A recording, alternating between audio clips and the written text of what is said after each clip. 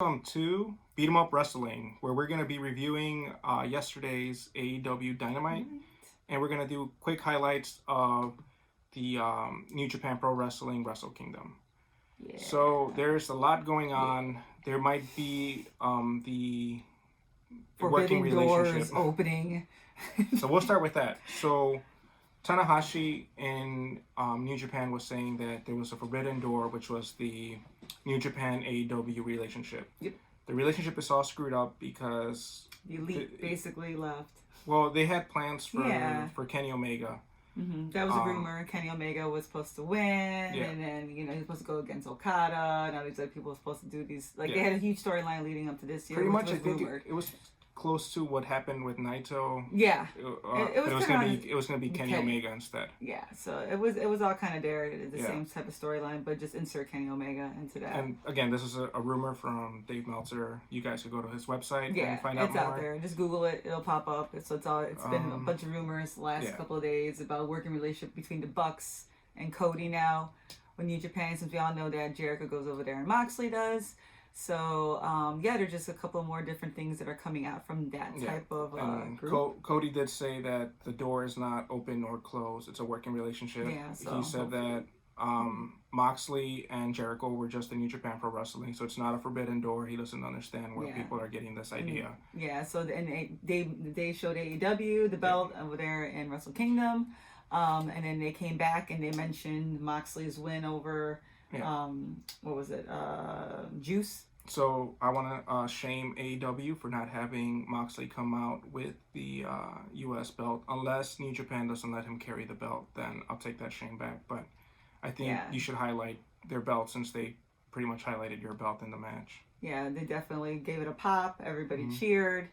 It was a very big moment. I like how Jericho kind of came out. It was kind of covered for a second, and then he did like an unveiling to show it, and he pulled it up and kind of boasted it a little bit, and it was just one of those things where it kind of looked good, and it gets you excited as a fan. Of course, everybody was buzzing. And speaking of Jericho, on post Wrestle Kingdom, he said he wants New Japan and AEW to just work he everything kind of looked out. like he dropped the act just a little bit. So if you guys can find that video, he just talks about like he uses that the Triple H thing, what's best for business, but he says that he wouldn't have been where he is now had he worried about all these politics. He's not worried about what person's saying against one person. It's what's best for right now. And what he said, what's best is to take the two biggest hyped brands right now and have a working relationship. So it was really nice to see him he wasn't the Painmaker, he wasn't the List, he was just Chris Jericho, the 29-year veteran, talking about real talk. Yeah. And it was kind of nice to see that. It was really unexpected because he looked very serious. So I'm pretty sure that's what the guys in AEW see when he starts telling them what they need to be doing, what they need to not be doing. That's probably serious Chris Jericho, because he does want the best for AEW. He wouldn't have put his cards on the table for them if he didn't know it was going to go somewhere. So hopefully they would respect his knowledge. I mean, he didn't go from WCW, WWE, AEW, New Japan, all the indies and, the Mexican lucha that he did and become who he is and what he is now. The companies don't make Chris Jericho, he makes himself. So I would hope they would take his word into consideration. Yeah. But that's just me. I love Chris Jericho though, so. No, I agree.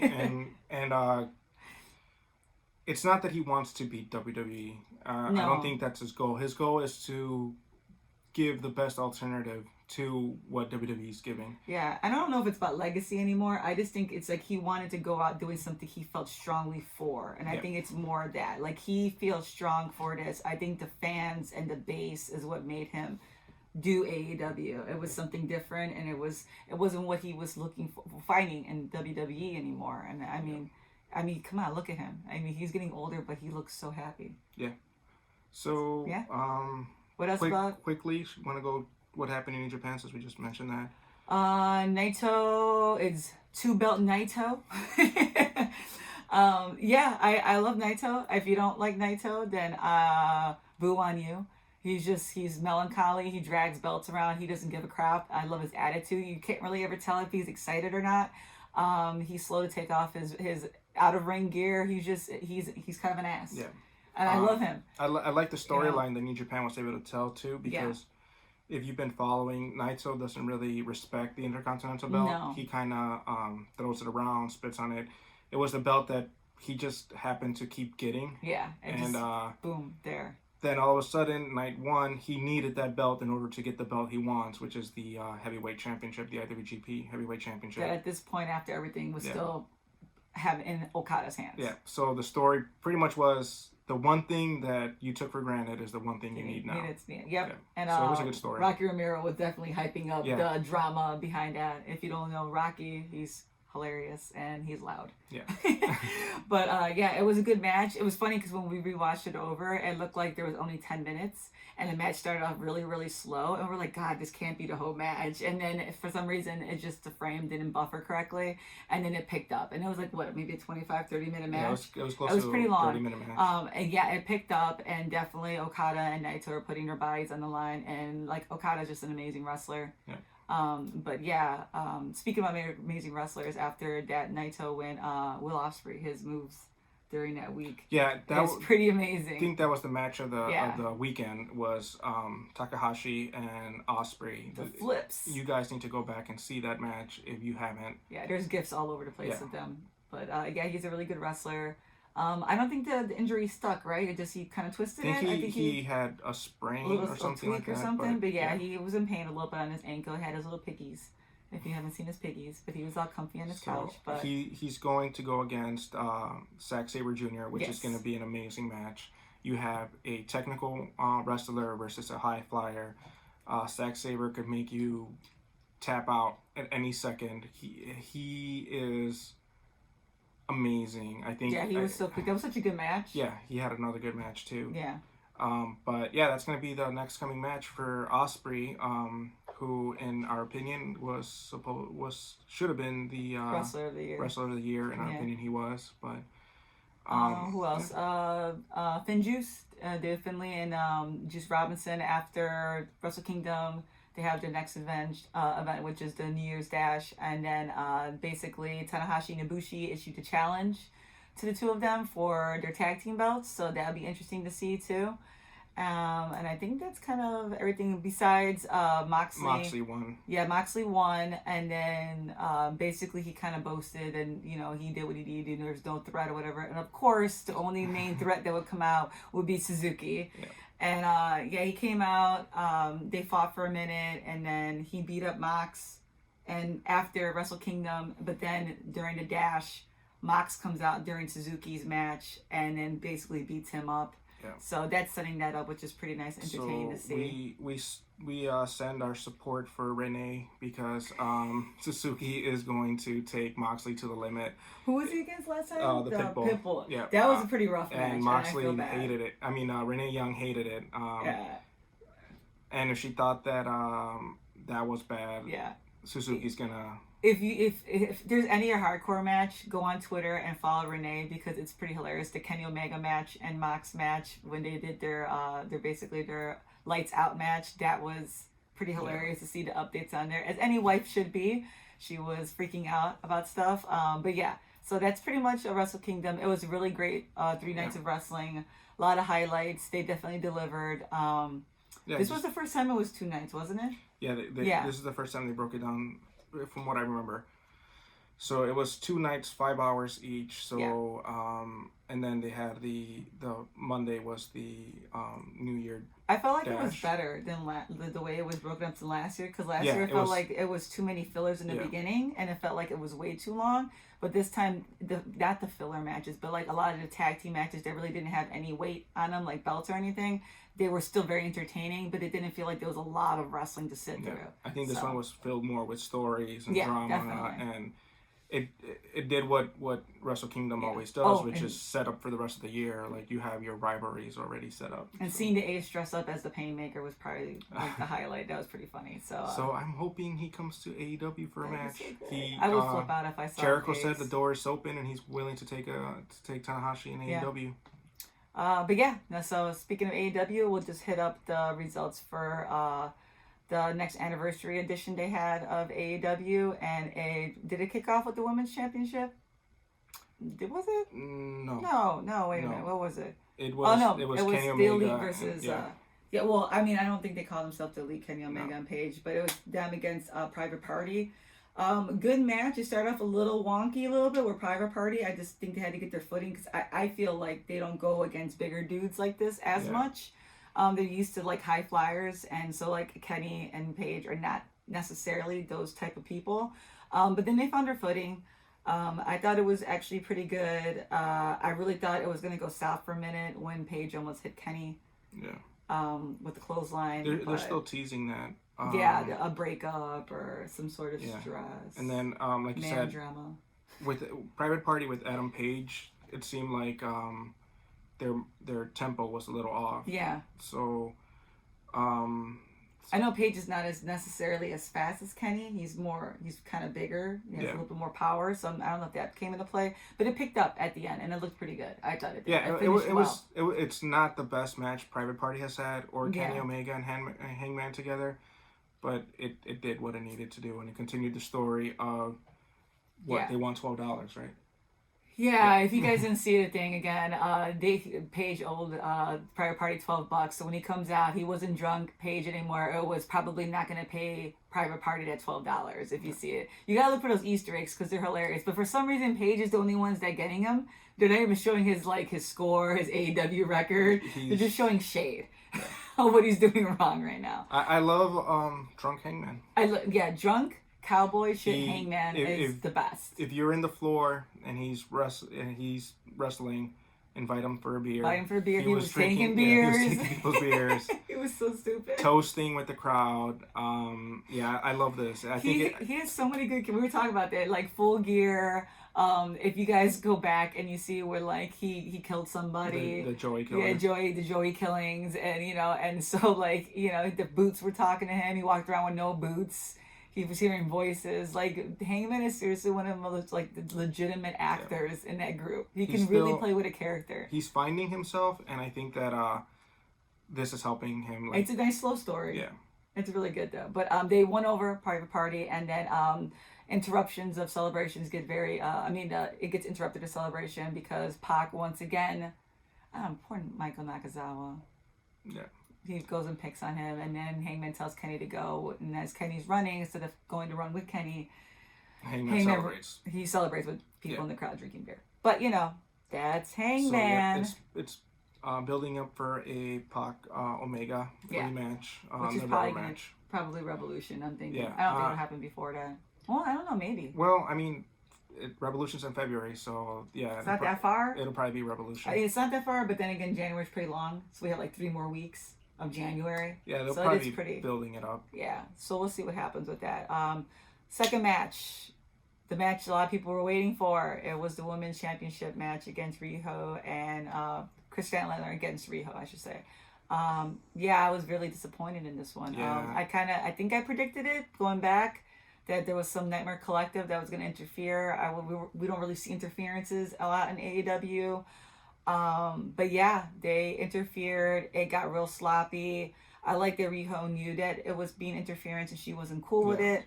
But it still kind of bothered me that we didn't get to see the very talked up, then delayed match because it wasn't the anniversary kickoff like it was supposed to be. So I felt like we were gypped a little bit. Maybe if it would have happened when it was supposed to happen, we wouldn't have felt. But there felt like there was more of a build-up. It just, I don't know. I think the belt should have gone to Chris. Riho has still commitment to Stardom. She hasn't been on TV as much. No. And the crowd was just behind Chris a lot. The minute she came out, people were really already like, that's our new alien. We're ready to have a new leader. Like everybody was tweeting that. Her character went over so quickly, and I hope they don't capitalize it on when it's already too late. Because not to say they'll do the same thing the other company does, but WWE always has a habit of doing that, capitalizing on something when it's already past its peak. I don't know. I was disappointed. But it did serve storyline purposes because you have the Nightmare Collective pretty much drawing the line. Yeah. The women's locker room is choosing sides. Yeah. Except for Britt. Important to note was Britt Baker did not jump in to help. Big Swole came in. Oh, so Sheeta was outside watching the match with Britt Baker. We should add that. Sheeta jumps over, and then Big Swole comes in with Sunny Kiss, of course, because who wouldn't? Sunny Kiss is awesome. Love you. And then so it kind of draws a line where Sheeta, Riho, Statlander, and Big Swole are pretty much going against the Nightmare Collective. And Britt was like, bye.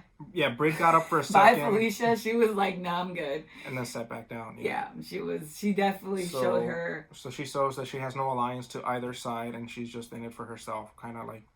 Hey, she made a point last week when she said she's been there every night wrestling. And so, I mean, it was a good build-up on her character, so I hope that works for her, too. Yeah. So then we had... The debut was Dr. Luther. Yeah, Japanese deathmatch.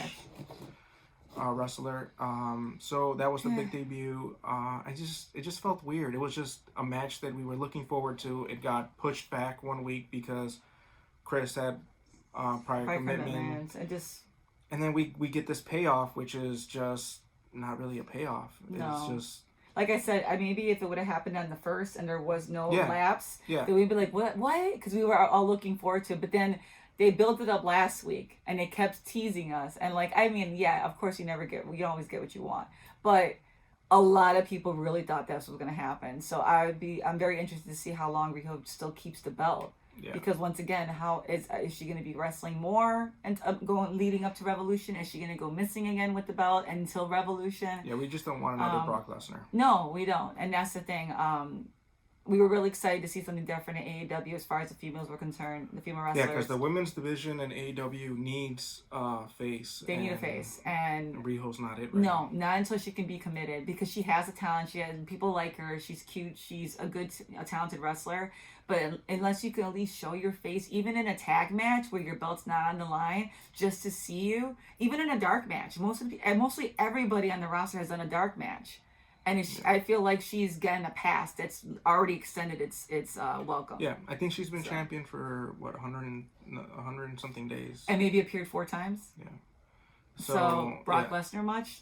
God, I hate saying that. So if it's not Chris Statlander getting the belt, I mean, you have Hikaru Shida, Britt Baker. Somebody in the collective. Just give it to somebody. I know. Awesome Kong.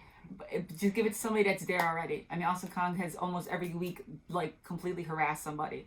If not, or Brandy's out there doing a promo. At least we would see something. Because I'm pretty sure even whoever wins in her group, they probably won't even always hold the belt. She'll probably just be flaunting it because she's the collective.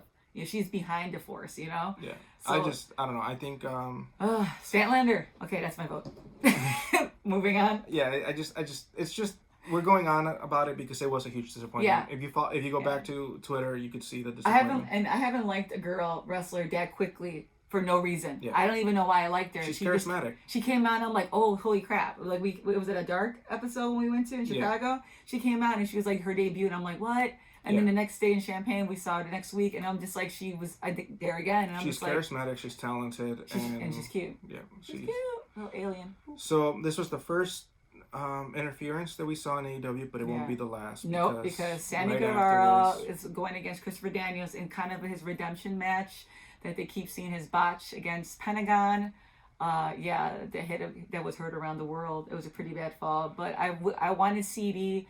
If he didn't win, I just felt like there should have been an interference by maybe Inner Circle versus Pentagon, which is what we get. There's a distraction from Pentagon.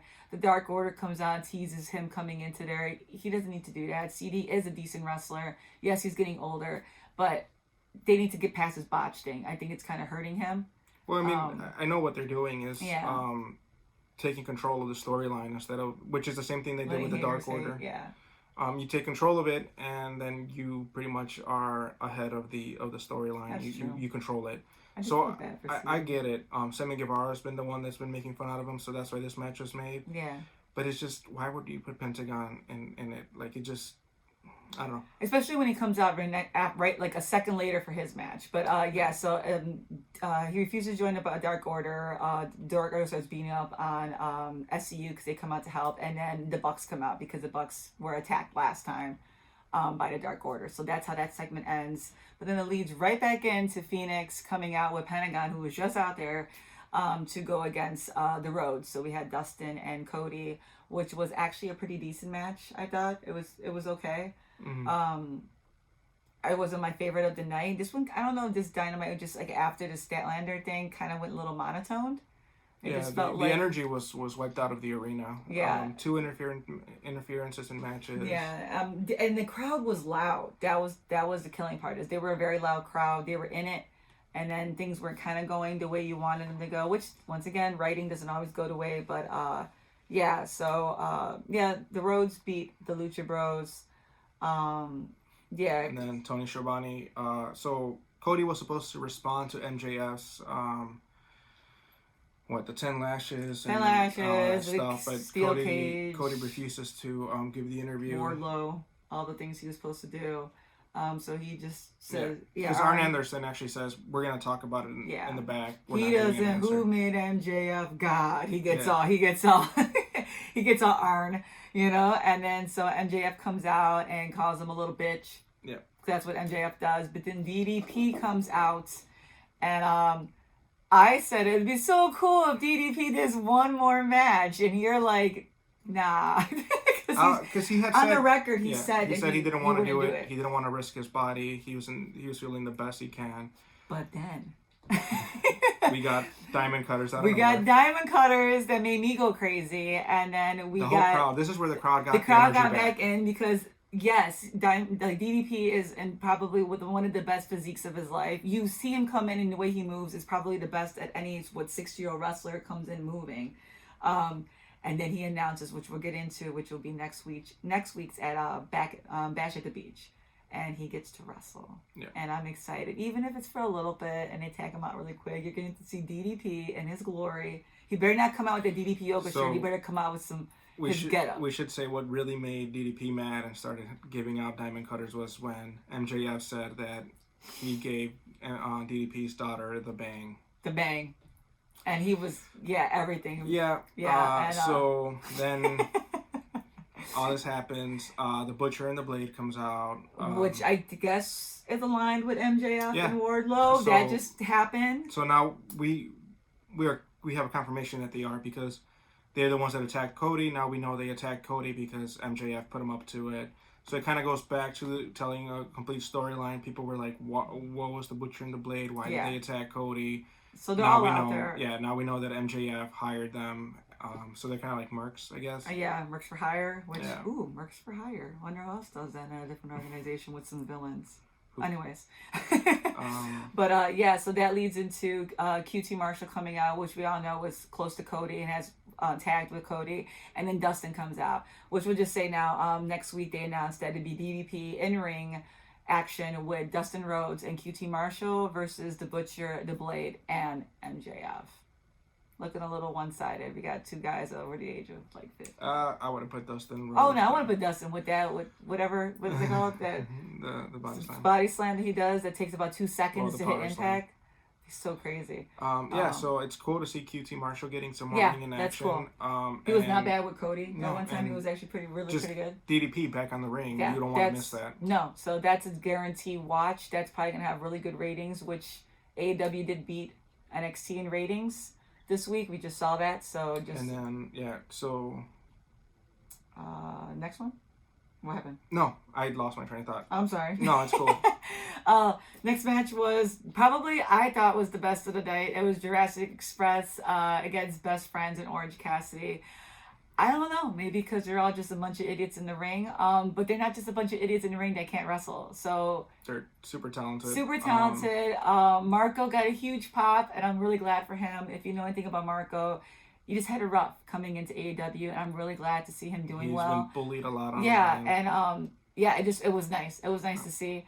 He was going against Trent. Trent was being a bully, and then Jungle Boy picked up his first pin. Yep. I think that it is officially his first. Official pin. They said it afterwards. He had the Luke Perry smile, so that made me happy. Orange Cassidy again, amazing. He's such an idiot. He does the kicks to Luchasaurus, and then when Luchasaurus gets annoyed of him, picks him up for a choke slam, and then Orange Cassidy reverses it, and like you just gotta watch it. You gotta watch Orange Cassidy proves to all the haters that his gimmick is somebody that doesn't care, but he has the skill because at any moment he could turn it around and hit you with an unexpected move, and then his topes suicidas are awesome. Yeah, and then the funniest part, you got to see the part. Marco does like a coup de grace in the back of Cassidy, and I swear to God, he moved lightning speed to the fastest Cassidy tried to get to the turnbuckle to tag out. So that actually, that made me crack up because I don't know if he intended to that or did he crack something and actually did hurt. But he hustled. The boy hustled for once. The most energy you'll see Orange Cassidy. But and then he stands there, best friends hug.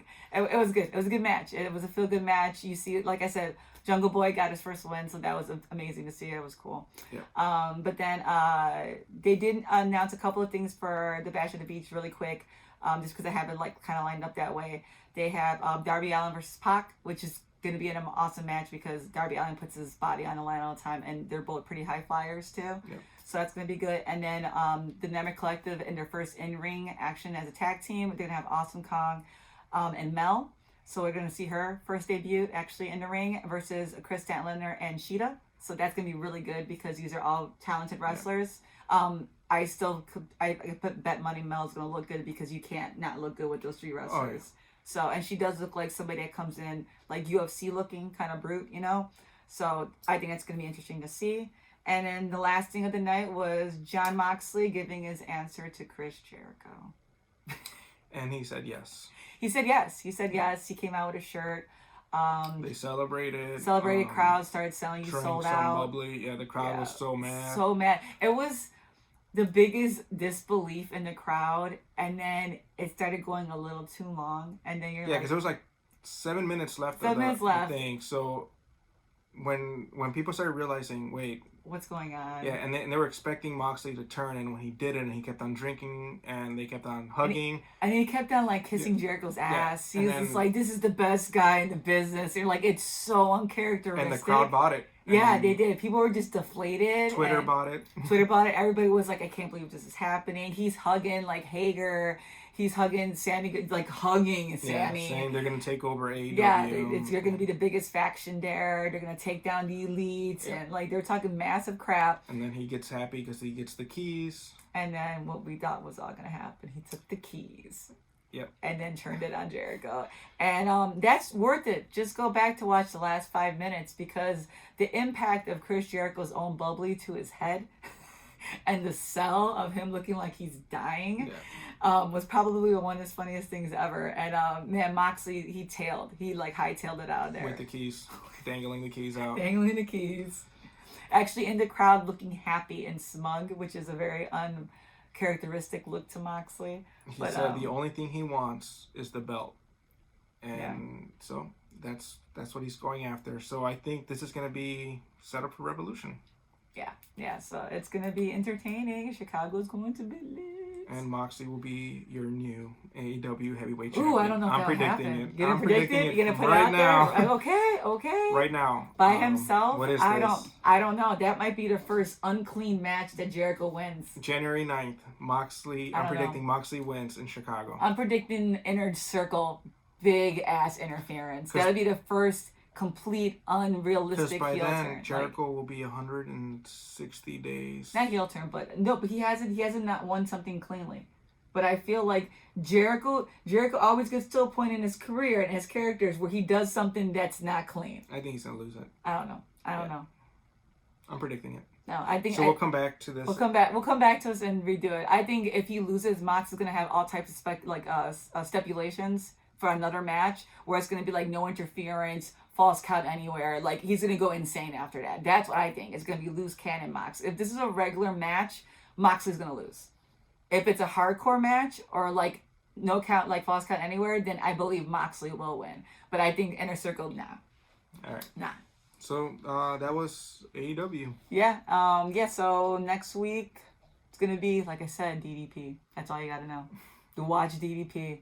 If you're a fan of that man, I have been for the longest.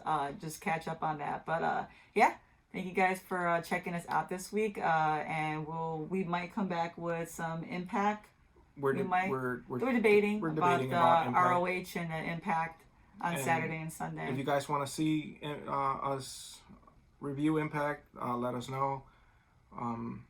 Yeah, That's about it. Yeah, leave some comments, share, like, and follow us. Thanks, guys. Next time.